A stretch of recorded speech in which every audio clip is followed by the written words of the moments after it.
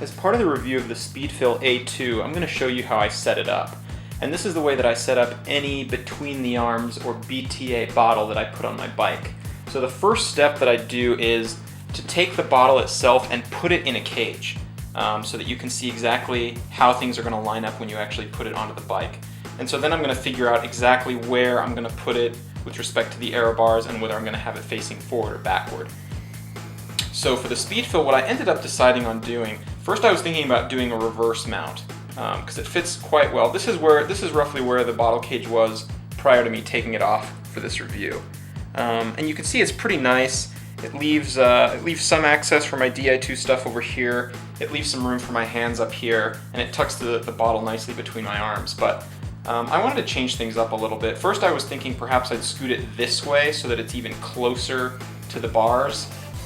Which is kind of nice because then it leaves a little more room back here for the Di2 stuff or a place to mount my computer. But the thing that I don't like about this is that then I'm filling right here, and it's more likely that I'm going to spill a bunch of stuff right down on my Di2 stuff. And even though it's waterproof, I don't want to get sticky, Gatorade or anything else like that on the Di2. So I decided to flip it around.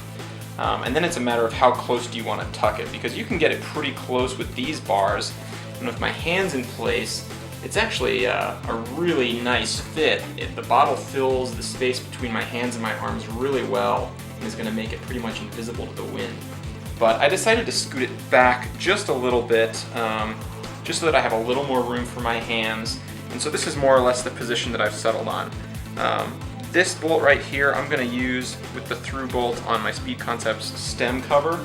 So that's where I'm going to put that, and then I'm going to just have a couple of cable ties going around to lock everything in place.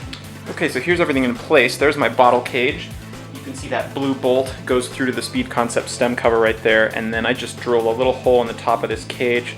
This is a carbon cage from Arundel that I've used for many years, and it's been through a lot of different types of mounts, so there's holes all over it and it's held up just fine. But I use this hole right here and just put a couple of cable ties through.